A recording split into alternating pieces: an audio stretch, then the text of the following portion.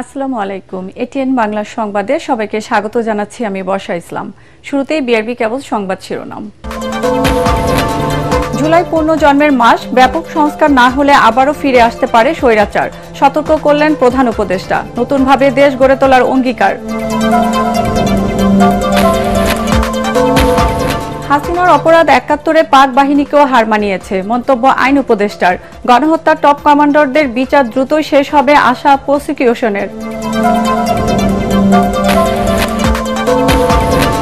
সংস্কার ও জুলাই সনদ ঘোষণা করে ফেব্রুয়ারির মধ্যে নির্বাচন চায় বিএনপি। ভয় দেখিয়ে এনসিপির লড়াই থামানো যাবে না, হুঁশিয়ারি নাহিদ ইসলামের।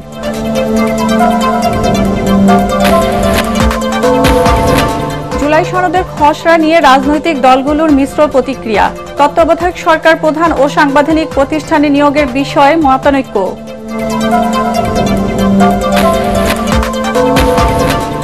এবং অবশেষে ডাকসু নির্বাচন নিয়ে দীর্ঘ প্রতীক্ষার অবসান, তফসিল ঘোষণা। ৯ সেপ্টেম্বর ভোট গ্রহণ। প্রচারণায় রঙিন পোস্টার ও ব্যানার নিষিদ্ধ। শুনছিলেন বিআরবি কেবল সংবাদ শিরোনাম, এবার বিস্তারিত। ব্যাপক সংস্কার না হলে আবারও স্বৈরাচার ফিরে আসতে পারে বলে আশঙ্কা জানিয়েছেন প্রধান উপদেষ্টা ডক্টর মোহাম্মদ ইউনূস। গণঅভ্যুত্থানের প্রথম বার্ষিকী উদযাপন অনুষ্ঠানে জুলাইকে পূর্ণজন্মের মাস উল্লেখ করে নতুনভাবে দেশ গড়ার অঙ্গীকার করেন তিনি। এ সময় জুলাই যোদ্ধাদের ত্যাগের কথা স্মরণ করে প্রধান উপদেষ্টা বলেন, তারাই সৃষ্টি করেছে একটি নতুন বাংলাদেশ। শারফুল আলমের রিপোর্ট। জুলাই অভ্যুত্থানের প্রতিষ্ঠাবার্ষিকীর অনুষ্ঠানে জাতিসংঘের রিপোর্টের ভয়াবহ তথ্য তুলে ধরে প্রধান উপদেষ্টা জানান, মাত্র কয়েক সপ্তাহে প্রাণ হারান প্রায় ১৪০০ মানুষ। একে মানবতাবিরোধী গুরুতর অপরাধ জানিয়ে আবারও উদ্বেগ প্রকাশ করেন তিনি। জানান, সরকার গঠনের পর থেকেই অন্তর্বর্তী সরকার সংস্কারমূলক নানা উদ্যোগ হাতে নিয়েছে। জুলাই আমাদের পুনর্জন্মের মাস, এটা শুধু স্বৈরাচারী মুক্তির মাস না। কতগুলো আঙ্গিক বিষয়, কতগুলো প্রলেপ বিষয়, এটা দিয়ে আমরা মনে করি যে আমরা কাজ করে ফেলেছি। সেখান থেকে যদি আমরা বিদায় করে মনে করি যে কাজ হয়ে গেছে, তাহলে আমরা বড় ভুল কাজ করলাম। গত এক বছরের ঘটনা প্রবাহ স্মরণ করতে গিয়ে প্রধান উপদেষ্টা বলেন, জুলাই যোদ্ধাদের আত্মত্যাগে ইতিহাসে এক নতুন অধ্যায় রচিত হয়েছে। এখনো সুযোগ আছে, জুলাইয়ের শিক্ষা এখনো আমাদের কাছে তাজা আছে। মাঝে মাঝে ভয় হয় এই শিক্ষা ক্ষয়ে যাবে, ভুলে যাব, আবার অতীতের মতো ভাষা রপ্ত হয়ে যাবে, আবার সেই ভাষা ব্যবহার করব, আবার সেই ব্যাখ্যা ব্যবহার করব। সেই দিকে যাতে আমাদের যেতে না হয় আর কোনোদিন, এই পথ একেবারে বন্ধ করে দেওয়া, এই পথের কোনো ঠিকানা আমরা যাব না। আমাদের নতুন পথ রচনা হবে, সেই পথের দিকে আমরা যাব, সেই আমাদের কমিটমেন্ট। প্রধান উপদেষ্টা জানান, দেশে নতুন রাজনৈতিক ব্যবস্থা গড়ে তোলা হচ্ছে, যেখানে অন্তর্বর্তীমূলক অংশগ্রহণ ও বিশ্বাসযোগ্য নির্বাচন আয়োজন করা হবে। এমন একটি সমাজ ব্যবস্থা গঠন করা হবে যাতে প্রতিটি নাগরিক মর্যাদা ও স্বাধীনভাবে বাঁচতে পারে। তারা কি আমাদের মতো ছবি দেখা? শারফুল আলম, এটিএন বাংলা, ঢাকা। কি ছিল, কোথায় গেল? ডিসেম্বরের মধ্যে জুলাই গণহত্যার নেতৃত্বদানকারী টপ কমান্ডারদের বিচার শেষ হবে বলে আশা করছেন আন্তর্জাতিক অপরাধ ট্রাইব্যুনালের চিফ প্রসিকিউটর তাজুল ইসলাম। আর আইন উপদেষ্টা ডক্টর আসিফ নজরুল বলেছেন, শেখ হাসিনা ও তার দোসররা যে অপরাধ করেছে, ৭১-এ হানাদার বাহিনীও তা করেনি। জুলাই গণহত্যার বিচার ও তথ্যচিত্র প্রদর্শনী অনুষ্ঠানে তারা এসব কথা বলেন। এ সময় উপদেষ্টা সৈয়দা রিজওয়ানা হাসান জানান, জুলাই গণহত্যার বিচার না হলে বিচার বিভাগের উপর জনগণের আস্থা কমে যাবে। বিস্তারিত জানাচ্ছেন হুমায়ুন চিস্তি। জুলাই পুনর্জাগরণ অনুষ্ঠানমালা ২০২৫-এর শুরুতে জুলাই আন্দোলনের উপর ৩০ মিনিটের একটি দৃশ্যচিত্র প্রদর্শনের পর মঞ্চে নিজেদের অনুভূতির কথা জানান শহীদদের স্বজনরা। অভিযোগ করেন, গত এক বছরেও তাদের সাথে দেখা করেননি প্রধান উপদেষ্টা। দণ্ডিত আসামি ছিলেন, সেটা মাফ করে নিয়েছেন। উনি অনেকগুলো প্রতিষ্ঠানের পারমিশন নিয়েছেন আমাদের সন্তানদের রক্তের উপর দাঁড়িয়ে। এখন আমাদের মুখোমুখি হতে উনি ভয় পায় কেন? এ সময় অভিযোগের জবাব দেওয়ার চেষ্টা করেন আইন উপদেষ্টা। জুলাই আন্দোলনের বিচারে সরকারের আন্তরিকতার ঘাটতি নেই জানিয়ে তিনি বলেন, এমন কিছু ব্যবস্থা করা হবে যাতে পরবর্তী কোনো সরকার এ বিচার বন্ধ করতে না পারে। তিনি বলেন, অপরাধের মাত্রায় হাসিনা সরকার হানাদার পাকিস্তানিদেরও ছাড়িয়ে গেছে। যুদ্ধের ময়দানে আপনি যদি ডেড বডি পুড়িয়ে ফেলেন, এটা যুদ্ধ অপরাধ। শেখ হাসিনা এবং তার দোসররা যে অপরাধ বাংলাদেশে করেছে, আমি সরি, আমার মনে হয় 1971 সনে পাকিস্তানি বাহিনী এত জঘন্য অপরাধ করে নাই। আপনারা আমাদের উপর বিশ্বাস রেখেন, আমরা আমার দায়িত্বে বিন্দু মাত্র অবহেলা করি না। এমন ভাবে বিচারের অকাট্য সাক্ষ্য প্রমাণ আমরা রেখে যাব, কোন সরকার চাইলেও বিচার থেকে সরতে পারবে না, এটা আপনারা নিশ্চিত থাকেন। বন ও পরিবেশ উপদেষ্টা বলেন, জুলাই গণহত্যার নির্দেশদাতারা কিভাবে পালিয়ে গেলেন তারও বিচার হওয়া উচিত। এখনো বন্ধ হয়নি গ্রেফতার ও জামিন বাণিজ্য। আর চিফ প্রসিকিউটর জানান, পুরোগতিতে চলছে জুলাই গণহত্যার বিচার। যারা নির্দেশদাতা তারা কিন্তু প্রায় সকলেই দেশ থেকে পালিয়ে যেতে সক্ষম হয়েছেন। এই যে দেশ থেকে তারা চলে যেতে সক্ষম হলেন, এটাও তো একটা বিচারের দাবি রাখে। দেশকে আমরা ওই ব্যক্তি, গোষ্ঠী আর দলীয় স্বার্থের উপরে রেখে পরিবর্তন না করি, তাহলে আসলে বিচার শুধুমাত্র একটা প্রাতিষ্ঠানিক আয়োজন হয়েই থাকবে। শেখ হাসিনার মামলা সাক্ষী দেওয়ার জন্য বাংলাদেশের মোটামুটি 18 কোটির মধ্যে 10 কোটি লোক সাক্ষী দেওয়ার জন্য রেডি আছে। বিচার প্রক্রিয়া নির্দিষ্ট গতিতেই চলছে, স্ট্যান্ডার্ড মেনটেন করে আমরা করছি এবং এটা সমাপ্ত অবশ্যই আমরা নির্ধারিত সময়ের মধ্যে করব। এই বিচার বছরের পর বছর সময় লাগবে তা না, যেভাবে বিচার প্রক্রিয়া আগাচ্ছে, টপ কমান্ডারদের বিচার, একটা বড় অংশের বিচার আগামী ডিসেম্বরের মধ্যেই সমাপ্ত হবে বলে আমরা আপনাদেরকে আশ্বাস দিতে পারি। জুলাই গণহত্যার বিচারকে যারা বাধাগ্রস্ত করবে তারা ইতিহাসের আস্থা করে নিক্ষিপ্ত হবে বলে মন্তব্য করেন আমার দেশ পত্রিকার সম্পাদক। বাংলাদেশের তরুণ যদি জেগে উঠতো এই জুলাই বিপ্লবে। হুমায়ুন চিস্তি, এটিএন বাংলা, ঢাকা। যে সমস্ত মহৎ কাজ অবিলম্বে সংস্কার ও জুলাই সনদ ঘোষণা করে ফেব্রুয়ারির মধ্যে নির্বাচন দিতে অন্তর্বর্তী সরকারের প্রতি আহ্বান জানিয়েছেন বিএনপি মহাসচিব মির্জা ফখরুল ইসলাম আলমগীর। জাতীয় প্রেস ক্লাবে এক স্মরণ সভায় সংখ্যানুপাতিক পদ্ধতিতে নির্বাচনের বিরোধিতা করে তিনি বলেন, নতুন নতুন দাবি সামনে আনা হলে সংকট আরও বাড়বে। 12টি মৌলিক সংস্কার প্রশ্নে রাজনৈতিক দলগুলো ঐক্যমত্যকে ইতিবাচক দাবি করে তিনি বলেন, জনগণের ভাগ্যের উন্নয়ন নিশ্চিত করতে না পারলে কোনো সংস্কার কাজে আসবে না। রিপোর্ট মইনুল আহসানের। সাবেক ছাত্রনেতা প্রয়াত শফিউল বারী বাবুর মৃত্যুবার্ষিকী উপলক্ষে স্মরণ সভায় 90-এর স্বৈরাচার এরশাদ বিরোধী আন্দোলন থেকে শুরু করে 24-এর জুলাই গণ অভ্যুত্থানের সম্মুখ সারির ছাত্রদলের সাবেক বর্তমান নেতারা এক মঞ্চে হাজির হন। এ সময় সাবেক ছাত্রনেতারা সংস্কার, বিচার সহ নানা ইস্যুকে সামনে এনে নির্বাচন বাধাগ্রস্ত করার চক্রান্ত হচ্ছে বলে অভিযোগ করেন। আজকে দেশে ষড়যন্ত্র চলছে, চক্রান্ত চলছে, তাদের সংস্কারের লক্ষ্য হচ্ছে বিএনপিকে কিভাবে ছোট করা যায়, সমস্ত প্রক্রিয়াগুলো সেই দিকে এগুচ্ছে।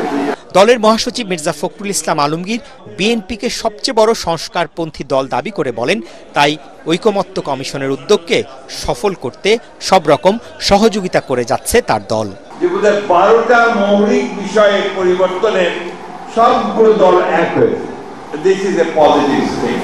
বাইরে থেকে এসে বসে বা কাউকে আপনার নতুন নতুন চিন্তা ভাবনা দিয়ে কিন্তু দেশের সমস্যার সমাধান করা যায়। আবারও দ্রুত জাতীয় নির্বাচনের সুনির্দিষ্ট তারিখ ঘোষণার দাবি জানান বিএনপি মহাসচিব। অবিলম্বে সংস্কারগুলো শেষ করুন, সেই সনদ ঘোষণা করুন, আর দয়া করে নির্বাচনের যে তারিখটা নির্ধারণ করেছেন আমাদের ভারপ্রাপ্ত চেয়ারম্যান জনাব তারেক রহমানের সঙ্গে লন্ডনের বৈঠকে বসে যেটা জাতীয় অনুপ্রাণিত হয়েছে, আশান্বিত হয়েছে, সেই সময়টাতে নির্বাচন দিন। এর আগে রাজধানীর বনানীতে জুলাই আন্দোলনে শিশুদের ভূমিকা নিয়ে আয়োজিত অনুষ্ঠানে মির্জা ফখরুল বলেন, 5 আগস্টের পর অনেকের ভাগ্যের উন্নয়ন ঘটলেও অন্তর্বর্তী সরকার গুম, খুনের শিকার এবং শহীদ পরিবারের পাশে দাঁড়াতে ব্যর্থ হয়েছে। আমরা সংস্কার চাচ্ছি, তো সেই সংস্কার, সেই কাঠামো যদি আমার মানুষের সার্বিক উন্নয়নে না আসে, আমাদের এই শিশুদের ভবিষ্যৎকে নির্মাণ করতে সাহায্য না করে, তাহলে সেই সংস্কার কোনো কাজে আসবে বলে আমি মনে করি না। অনুষ্ঠানে শেখ হাসিনার শাসন আমলে গুমের শিকার বিএনপি নেতাকর্মীদের পরিবারের পক্ষ থেকে স্বজনদের সন্ধান দাবি করা হয়। মইনুল আহসান, এটিএন বাংলা, ঢাকা। ভয় দেখিয়ে এনসিপির লড়াই দমিয়ে রাখা যাবে না বলে মন্তব্য করেছেন দলটির আহ্বায়ক নাহিদ ইসলাম। গাজীপুরের শ্রীপুরের মাওনা চৌরাস্তায় শহীদের স্মরণে ও জুলাই পদযাত্রায় তিনি একথা বলেন। এ সময় নাহিদ বলেন, শুধু গোপালগঞ্জ নয়, গাজীপুরেও মুজিববাদের কবর দেবে এনসিপির নেতাকর্মীরা। এ সময় উত্তরাঞ্চলের এনসিপির কেন্দ্রীয় মুখ্য সংগঠক সার্জিস আলম বলেন, গাজীপুরের জুলাই গণঅভ্যুত্থানে শহীদদের অবদান মুজিববাদের অনুসারীরা মুছতে পারবে না। এর আগে টাঙ্গাইলের নিরালা মোড়ে আয়োজিত সমাবেশে এনসিপির শীর্ষ নেতা নাহিদ ইসলাম বলেন, ধর্মীয় সম্প্রীতির বাংলাদেশ গড়তে চান তারা।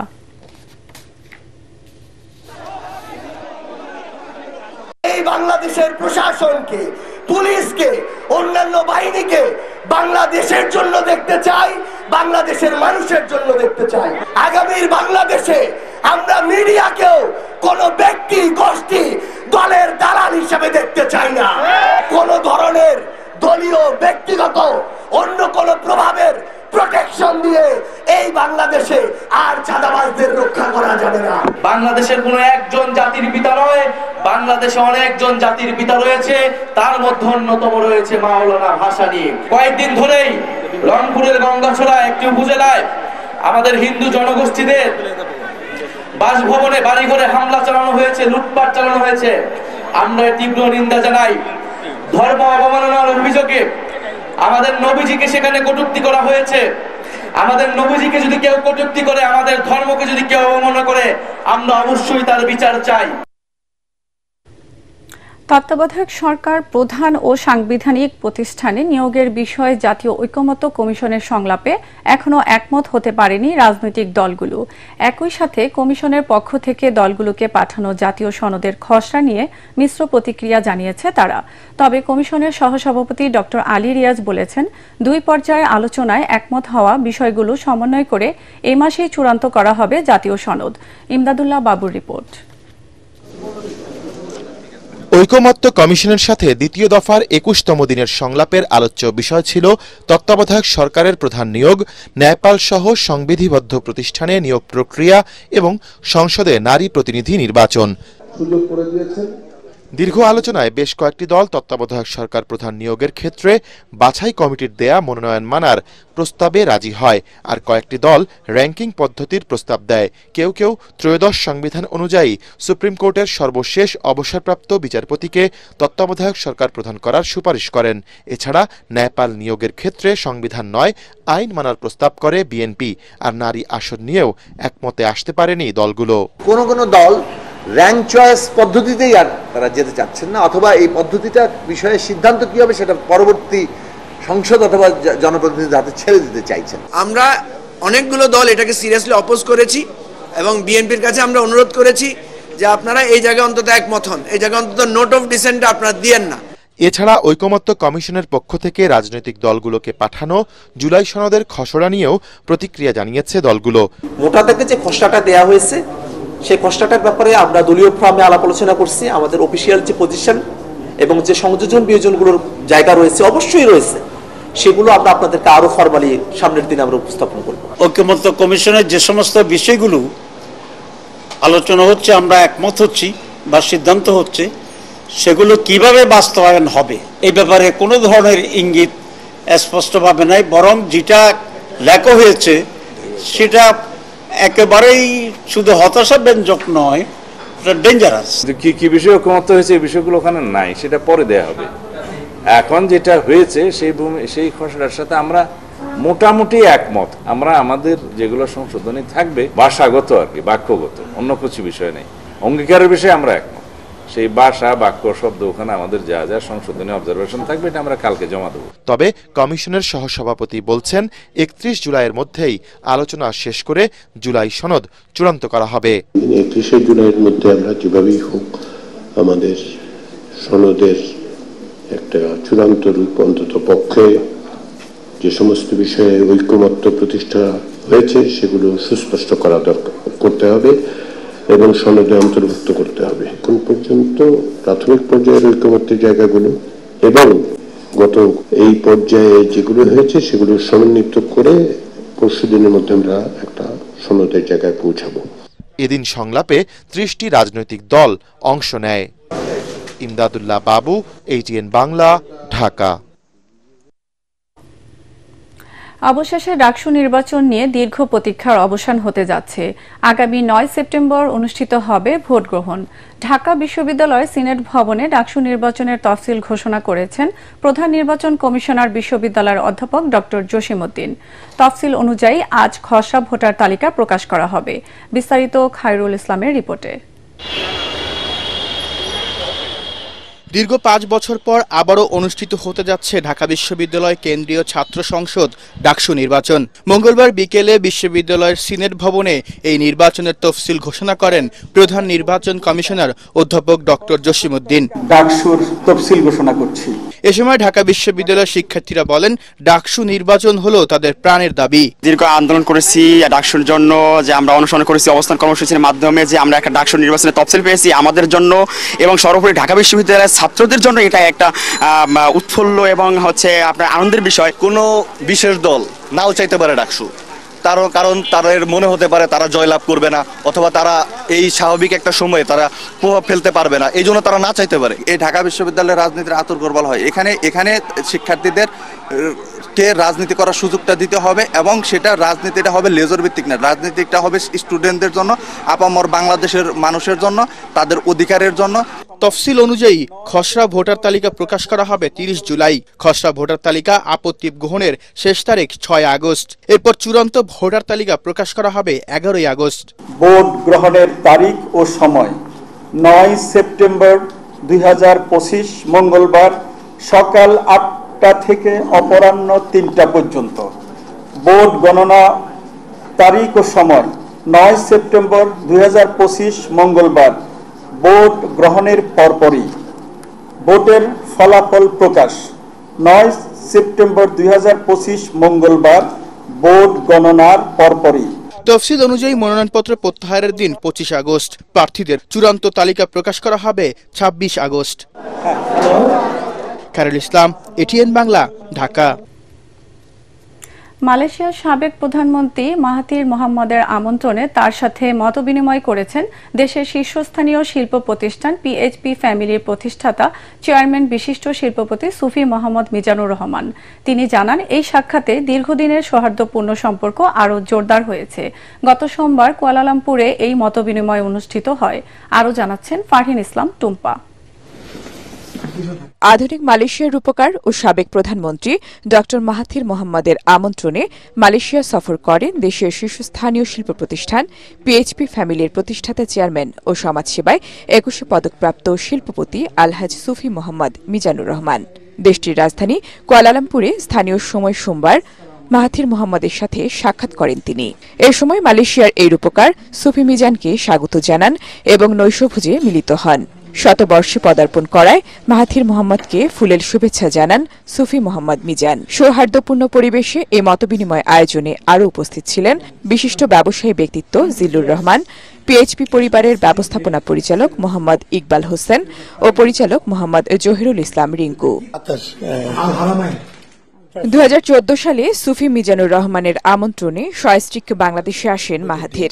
সে সময় পিএইচপি ফ্যামিলির বিশ্ববিদ্যালয় ইউআইটিএস এর দ্বিতীয় সমাবর্তনে প্রধান অতিথি হিসেবে অংশ নেন তিনি। ফারহিন ইসলাম টুম্পা, এটিএন বাংলা। বাংলাদেশ ও যুক্তরাষ্ট্রের মধ্যে তৃতীয় দফা বাণিজ্য আলোচনা শুরু হয়েছে। 3 দিন ব্যাপী এই আলোচনার লক্ষ্য দুই দেশের অর্থনৈতিক সম্পর্ক আরও জোরদার করা এবং বাংলাদেশি পণ্যের জন্য যুক্তরাষ্ট্রের বাজারে আরও বেশি সুযোগ নিশ্চিত করা। বাংলাদেশ প্রতিনিধি দলের নেতৃত্ব দিচ্ছেন বাণিজ্য উপদেষ্টা শেখ বশির উদ্দিন, জাতীয় নিরাপত্তা উপদেষ্টা ডক্টর খলিলুর রহমান। এর আগে 2 দফা আলোচনায় যে অগ্রগতি হয়েছে তার ভিত্তিতে বাংলাদেশ আশাবাদী এই দফায় ফলপ্রসূ ও পারস্পরিক লাভজনক একটি সিদ্ধান্তে পৌঁছাবে। আলোচনার মূলত শুল্ক সুবিধা, শ্রম মান এবং বাণিজ্য সহজীকরণ বিষয়গুলো গুরুত্ব পাচ্ছে বলে জানিয়েছেন কর্মকর্তারা। আলোচনাটি এমন সময় অনুষ্ঠিত হচ্ছে যখন আঞ্চলিক ও বৈশ্বিক বাণিজ্য পরিস্থিতির প্রেক্ষাপটে উভয় দেশ কৌশলগত ও অর্থনৈতিক সহযোগিতা আরও সম্প্রসারণে আগ্রহী। এবার খেলার খবর।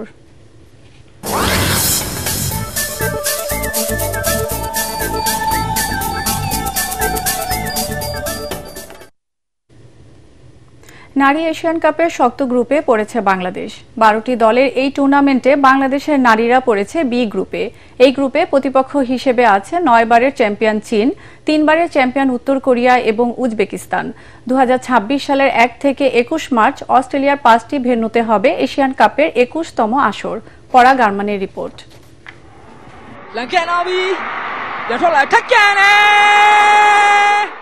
ঋতুপর্ণার জোড়াগুলে চলতি মাসের শুরুতেই নারী এশিয়ান কাপ বাছাইয়ে মিয়ানমারকে 2-1 ব্যবধানে হারিয়ে এক ম্যাচ বাকি থাকতেই প্রথমবারের মতো এশিয়ান কাপের চূড়ান্ত পর্বের খেলা নিশ্চিত করে বাংলাদেশ। র্যাঙ্কিংয়ে এগিয়ে থাকা দলগুলোকে পরাজিত করে অস্ট্রেলিয়ায় মূল পর্বে খেলার টিকিট পায় লাল সবুজের নারী দল।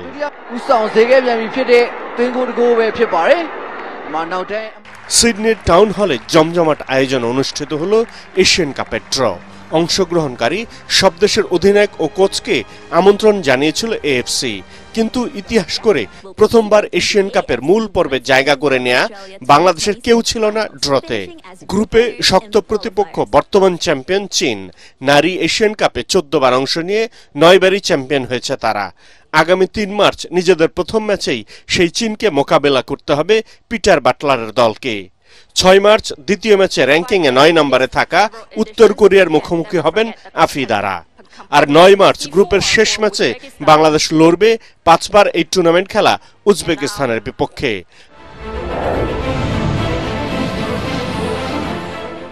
বারো দলের এই টুর্নামেন্টের 3 গ্রুপের শীর্ষ 6 দল সরাসরি খেলবে কোয়ার্টার ফাইনাল। তাদের সঙ্গে গ্রুপ পর্বে তৃতীয় হওয়া 3 দলের সেরা 2 দলও পাবে শেষ 8-এর টিকিট। কোয়ার্টার ফাইনাল ওঠা 8 দলের সামনে সুযোগ থাকবে 2027 ব্রাজিল বিশ্বকাপ এবং 2028 লস অ্যাঞ্জেলস অলিম্পিকে খেলার। তবে বাংলাদেশের মেয়েরা সেই সুযোগ কাজে লাগাতে পারবে কি পারবে না, সময়ই সেটা বলে দেবে। পরাগ আরমান, এটিএন বাংলা। দর্শক, শেষ করার আগে বিআরবি কেবল সংবাদ শিরোনাম আরেকবার। জুলাই পূর্ণজন্মের মাস, ব্যাপক সংস্কার না হলে আবারও ফিরে আসতে পারে স্বৈরাচার, সতর্ক করলেন প্রধান উপদেষ্টা। নতুনভাবে দেশ গড়ে তোলার অঙ্গীকার।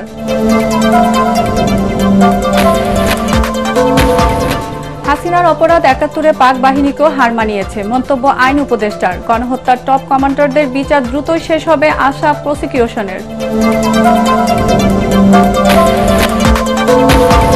সংস্কার ও জুলাই সনদ ঘোষণা করে ফেব্রুয়ারির মধ্যে নির্বাচন চায় বিএনপি। ভয় দেখিয়ে এনসিপির লড়াই থামানো যাবে না, হুঁশিয়ারি নাহিদ ইসলামের।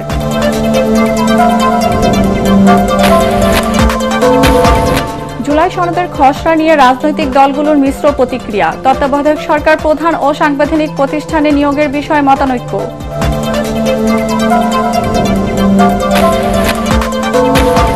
এবং অবশেষে ডাকসু নির্বাচন নিয়ে দীর্ঘ প্রতীক্ষার অবসান। তফসিল ঘোষণা, 9 সেপ্টেম্বর ভোট গ্রহণ। প্রচারণায় রঙিন পোস্টার ও ব্যানার নিষিদ্ধ।